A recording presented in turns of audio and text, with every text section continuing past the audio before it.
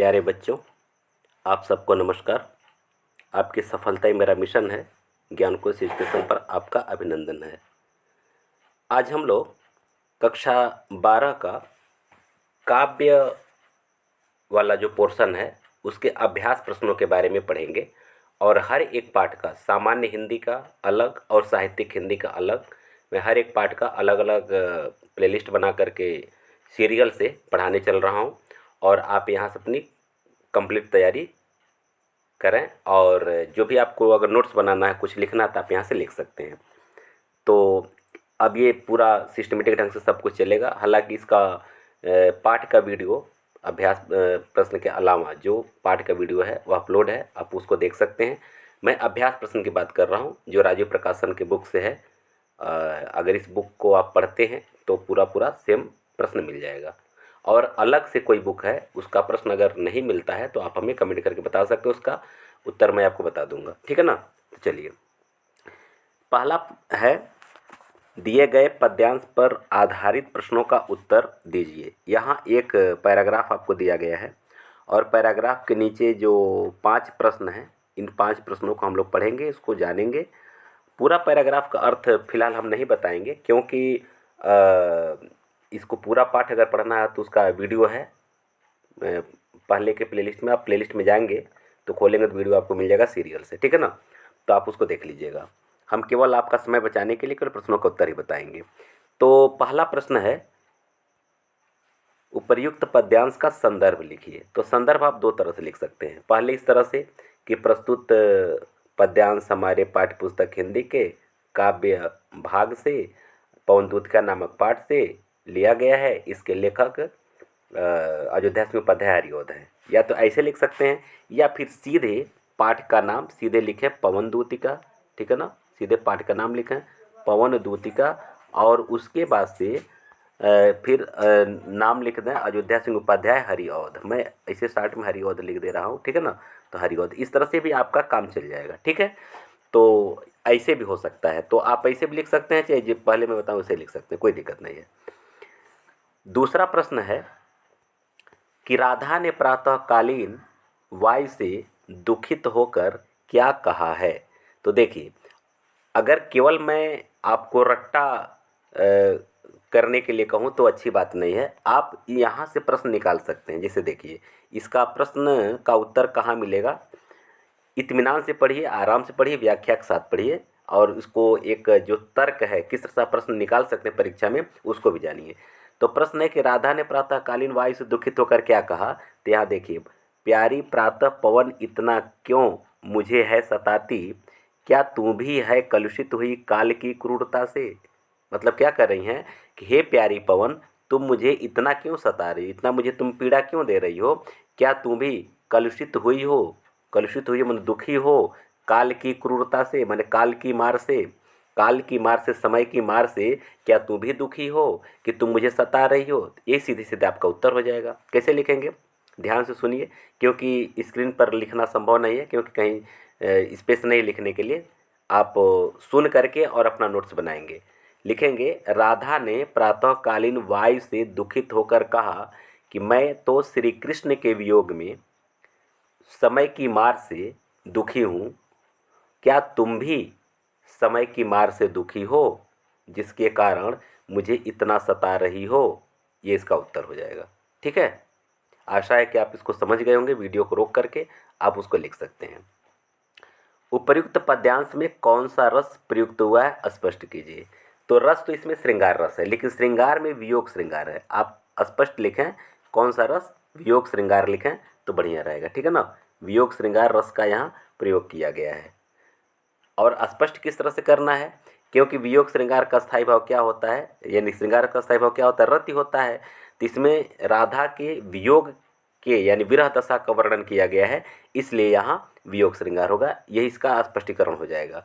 तो कैसे लिखेंगे, सीधे लिखेंगे कि उपर्युक्त पद्यांश में वियोग श्रृंगार रस का वर्णन किया गया या वियोग श्रृंगार रस प्रयुक्त हुआ है, क्योंकि इसमें राधिका जी के विरह दशा का वर्णन किया गया है जिसका स्थायी भाव रति है। बस ऐसे लिख देंगे तो इसका उत्तर आपका क्लियर हो जाएगा। इस पद्यांश में कौन सा छंद है? तो बच्चों देखिए छंद क्या है, इसमें छंद का नाम है मंदाक्रांता। क्या है? मंदाक्रांता नामक एक छंद है जो वर्णिक छंद है, और इसका पहचान ये है कि हर एक पंक्ति में 17-17 मात्राएं होती हैं। कितनी मात्राएं होती हैं?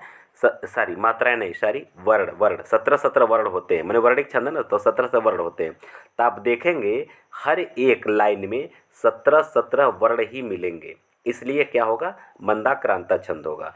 तो पूरे पाठ में कहीं भी अगर आपका छंद पूछता है तो पूरा का पूरा पाठ मंदाक्रांता छंद में है, तो आपका उत्तर यही होगा कि मंदाक्रांता छंद का प्रयोग किया गया है। ठीक।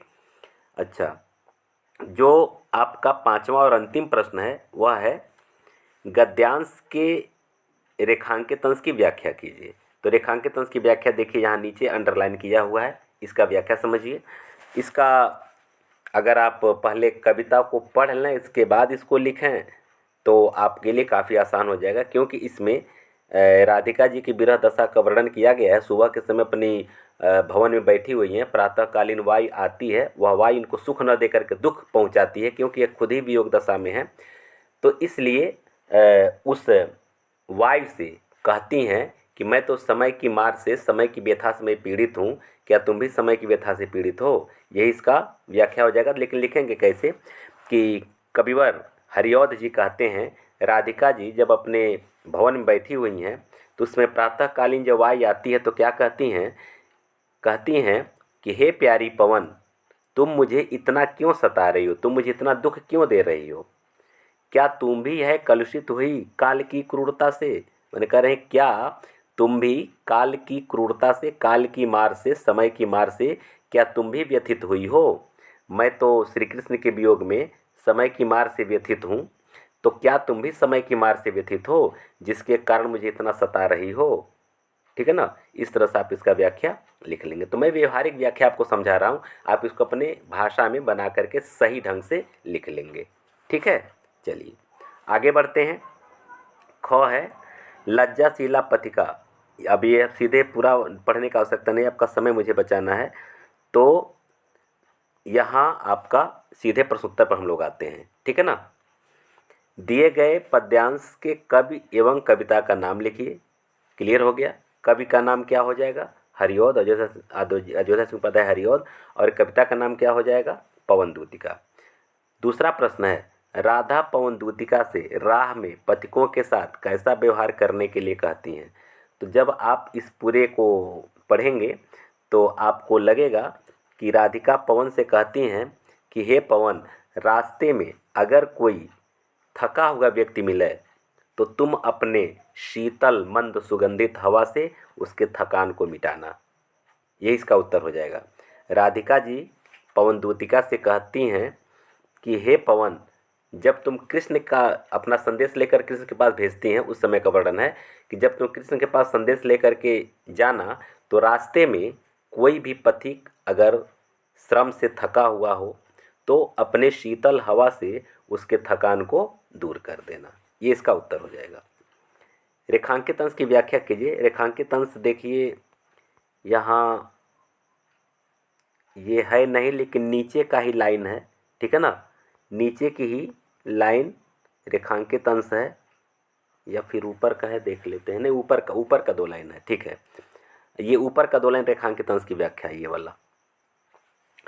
लज्जाशीला पथिक महिला जो कहीं दृष्टि आए, कहती हैं कि हे पवन, अगर कोई लज्जाशील महिला, कोई अगर जो मतलब अपने हर एक वस्त्रों को सही ढंग से सुसज्जित करके पहनी हुई है, ऐसी महिला, कोई लज्जाशील महिला हो और रास्ते में तुमको कहीं दिखाई दे तो होने देना विकृत वसना।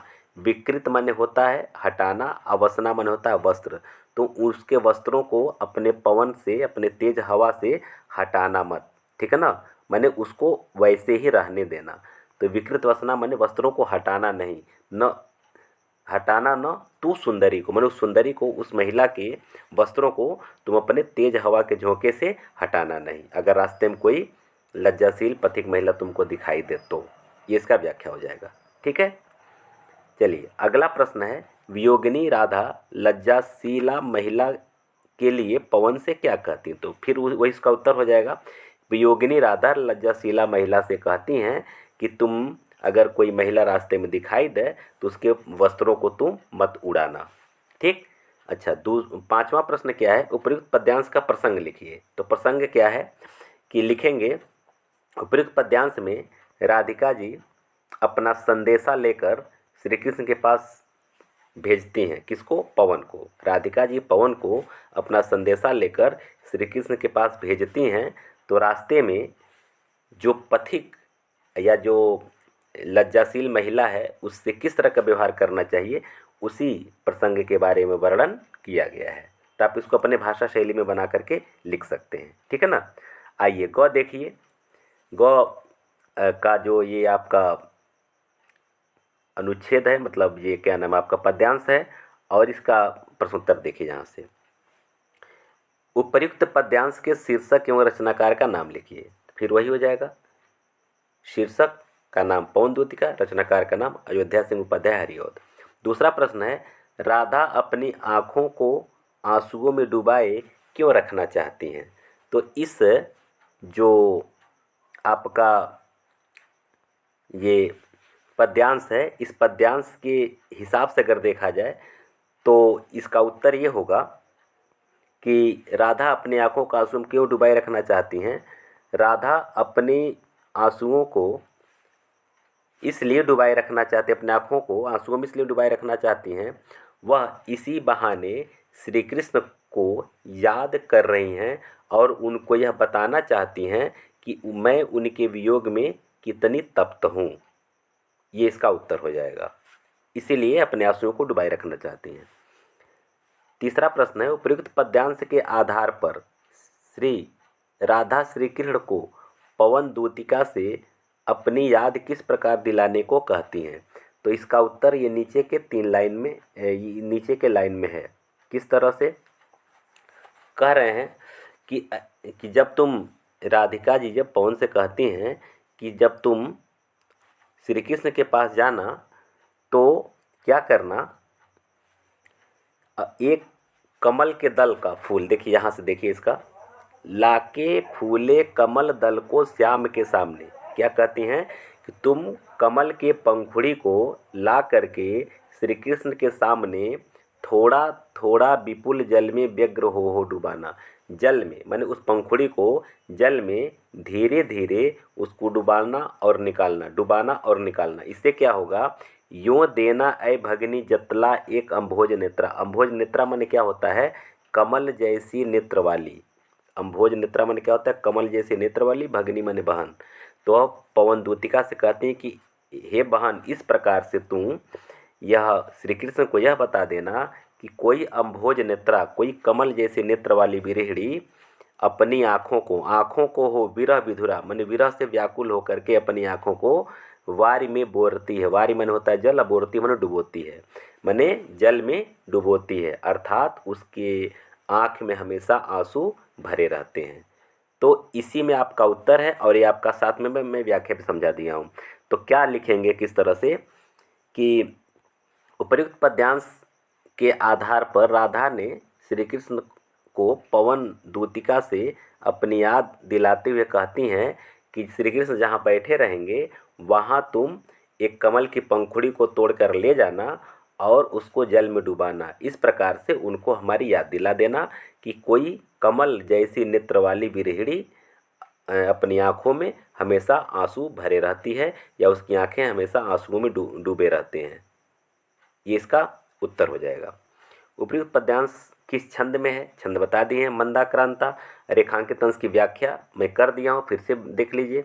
हरिऔध जी कहते हैं कि वह पवन से कहती हैं कि हे पवन, इस प्रकार से, किस प्रकार से, तुम कमल के पंखुड़ी को जल में श्री कृष्ण के सामने डुबाओगी तो इस प्रकार से श्री कृष्ण को तुम यह बतला देना कि कोई, हे बहन, तुम श्री कृष्ण को यह बतला देना कि कोई अम्भोज नेत्रा माने कोई कमल जैसे नेत्र वाली विरहिणी अपनी आँखों को विरह विधुर में, माने विरह से व्याकुल होकर के जल में बोरती है, अपनी आँखों को बोरती माने डुबोती है, जल में अपनी आँखों को डुबोती है। अर्थात ये कि अपनी आँखों को हमेशा आंसुओं में डुबाए रहती है। ठीक है, तो ये आपका व्याख्या हो जाएगा। घ देख लीजिए। घ प्रश्न क्या है, यहाँ घ तक के देखेंगे, शेष हम लोग अगले वीडियो में देखेंगे क्योंकि वीडियो लंबा हो जाएगा।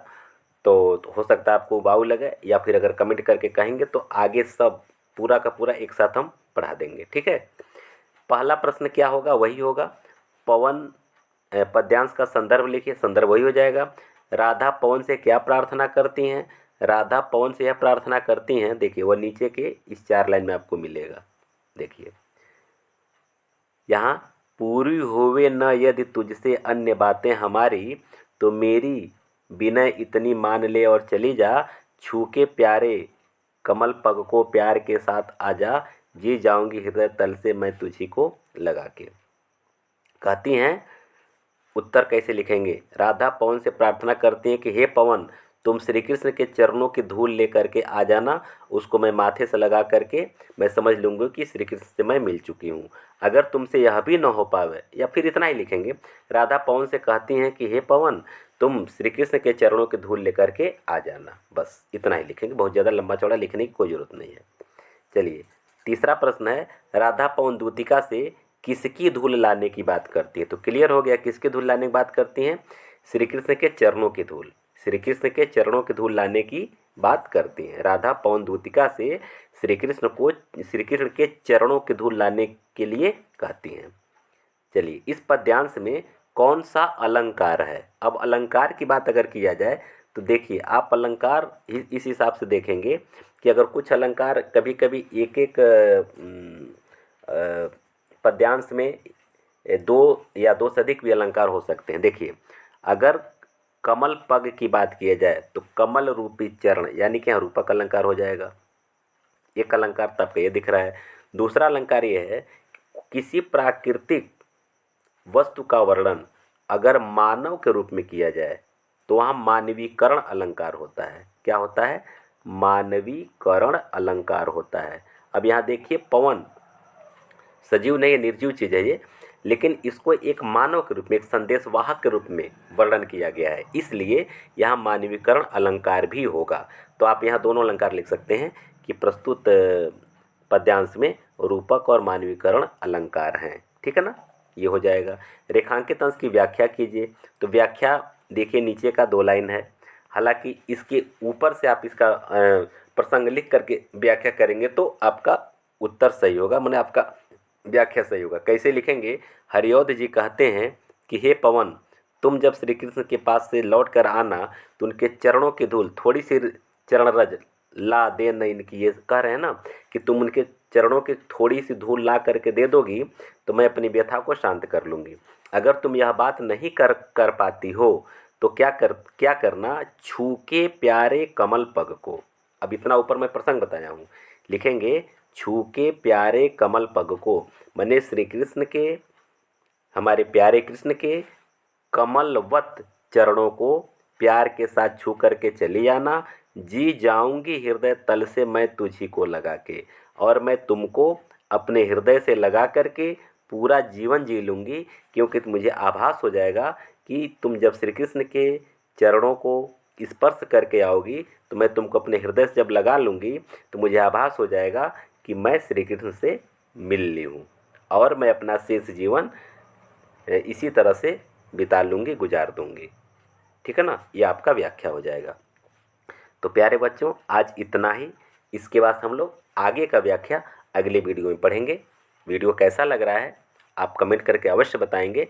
अगर इस वीडियो को, मतलब इस पूरे पाठ को, क्योंकि यहाँ यहाँ तक दिया हुआ है, मतलब 10 पद्यांश दिया हुआ है, तो इसको 2 भाग में या 1 भाग में अगला जो है करना है, आप कमेंट करके जरूर बता दीजिए। अगर एक ही भाग में करना है, वीडियो थोड़ा लंबा होगा, तो हम एक ही भाग में कर देंगे, नहीं तो कहेंगे 2 भाग में करना, 2 भाग में कर देंगे। ठीक है ना, और इस तरह से हर एक पाठ का सिस्टमेटिक ढंग से गद्य पद्य संस्कृत या जो कुछ भी पूरा का पूरा होल सिलेबस कक्षा 12 का यहाँ पढ़ा दिया जाएगा, सामान्य हिंदी का, साहित्यिक हिंदी का। ठीक है, चलिए वीडियो को पढ़िए, नोट्स बनाइए और फिर मस्त रहिए। फिर हम लोग मिलते हैं अगली वीडियो में। आप सबको बहुत बहुत धन्यवाद।